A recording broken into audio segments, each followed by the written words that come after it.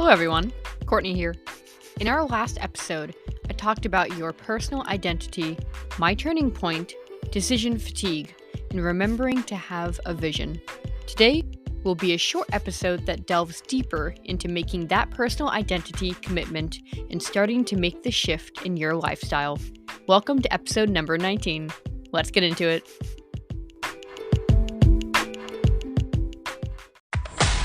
We're inventing. Passion and hard work intersect.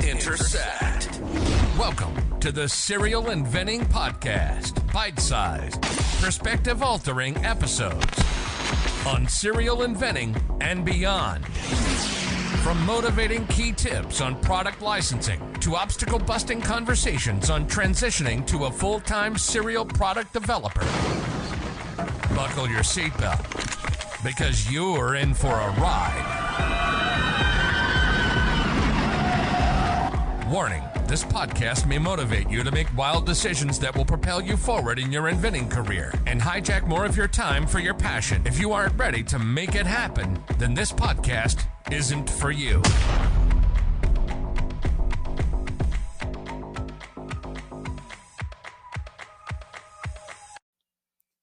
Let's say, right out of high school, you got a job. Just to make some money. A random job, let's say nothing related to your career. Eventually, you left that job and interviewed at a bunch of other jobs, and you got the job.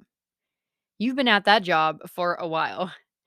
Maybe switched jobs, but probably stayed in that field and are now in this weird area of sitting in mediocrity, getting paid at a job that isn't accomplishing your dreams, yet you need the money and can do the job, so you haven't quit.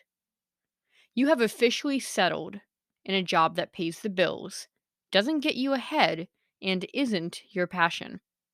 And you have settled for this. You have chosen this. In fact, this is a decision you are technically making every single day. Going to work every day is proving that decision.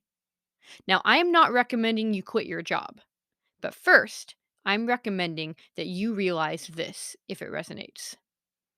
Have you settled? Is the job you have currently your dream job? Let me ask you this. Would you do this job for free? This job that you are currently getting paid for, would you do this for free? Would you? Because if you fit the picture painted above, I highly doubt you would. And that raises a lot of questions. I would really sit with that thought and think about it. Maybe even write that sentence down. I wouldn't do my job for free. And ask yourself, why not? Why wouldn't you do it for free? Why don't you love it so much that you would do it for free? In fact, write down, what would you do for free? And why? And why would you do that for free, but not your current job for free? When did you actually settle? What was that time in your life where you didn't search for something you were passionate about? Did you even try? How hard did you try?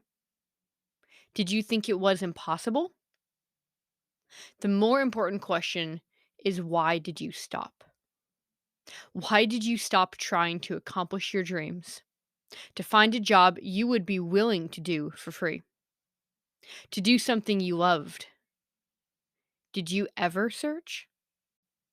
Only people who are serious about making a shift will pause the podcast, answer these questions, and ponder their answers. And if that isn't you, then honestly, this podcast isn't for you.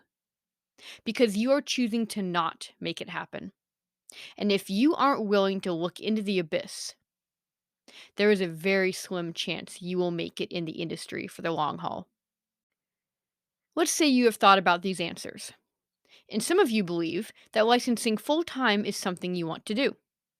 Eventually, you would want to quit your job and make relationships with companies and get licensing deals as your full-time job. Almost all of my students say this, and yet their actions are almost the complete opposite. So I don't believe it. In fact, I don't believe it at all. I don't care how many times you tell me what your goal is, because your actions, and more importantly, your lifestyle, says otherwise. It's just like ideas. They are a dime a dozen. Words are a dime a dozen. What matters is showing that you are willing to put in the effort. I bet you the number of people who are making actions, and I see that lifestyle ship happening, is very similar to the amount of licensing deals out there. So, what are you doing? Why are you only committing halfway? This industry doesn't work via half commitments. So, of course, you aren't successful. Of course, you aren't. You have entered a bike race without a bike. You can't run in a bike race. I don't care how fast you are.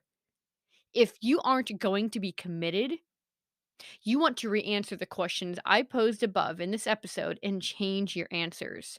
Because who you want to be is unattainable based on who you have chosen to be in the present. Do you want to license products? You must commit to this being your new identity then.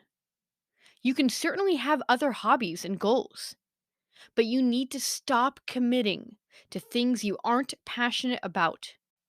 Because the things you aren't passionate about are going to be the very things that hinder you from making it in the industry. I'm going to repeat that. The things in your life currently, right now, that you have to do that you aren't passionate about are going to be the reasons why you won't make it in the industry. Figuring out what the commitments are that you can shed, I talk deeper about in episode 9.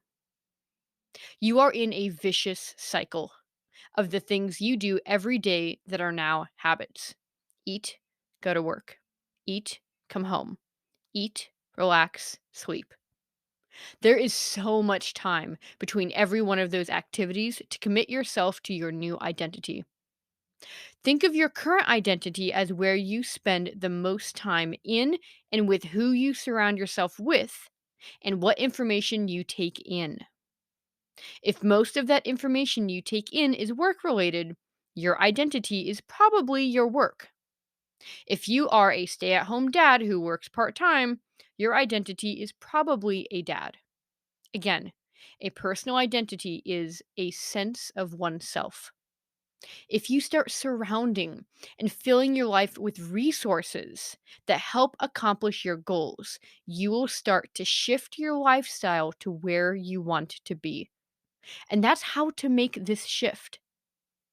If we are talking about becoming a serial inventor, you could subscribe to free trade magazines in your product categories of interest, subscribe to email lists, follow people in the industry on LinkedIn, watch YouTube videos about people reviewing products in your category.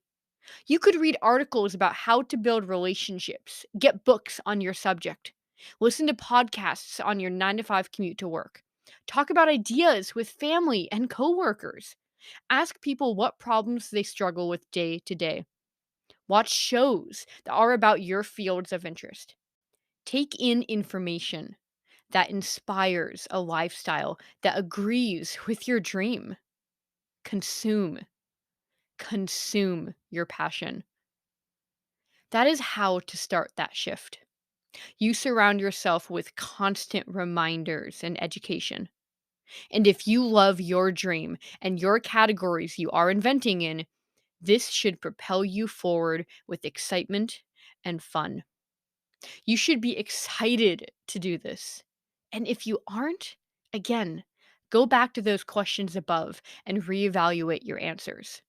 Because if this doesn't excite you, you have fooled yourself. Learn more about fooling yourself in episode 8. To be successful, you must change your current identity. If you are frustrated with your movement, look at your lifestyle. Look at your identity. How much have you surrounded yourself with reminders of the goals you want to reach? Probably not much. The problem is you have identity A, probably your job, and you want to get to identity B, probably licensing product ideas. You are keeping your identity A, yet trying to license your ideas. Do you see the problem here? It's like a dog on a leash tied to a tree. How far are you going to get?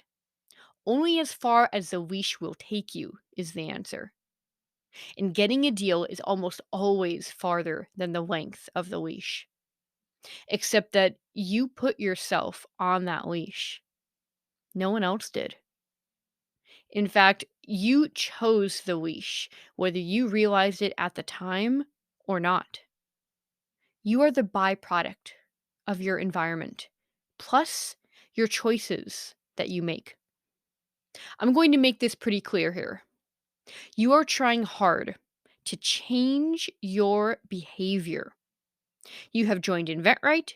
You are spending a few hours on making it happen once a week, yet your excitement dwindles when there isn't a lot of movement and you spend 10 to 15 minutes a week working on your goals to license ideas, working on your future identity. The problem is that you are trying to change your behavior before you have changed your identity. Say it with me. You are trying to change your behavior before you have changed your identity. Once you change your identity, the behavior falls in line because then your identity is in line with your goals and you finally stop fighting with yourself. You must commit. At least commit to getting 100 true no's for each product you are trying to license. My students know what's up. It took me 82 no's for my first deal. 82! At what number did you think I wanted to give up on? 10. I wanted to give up at 10.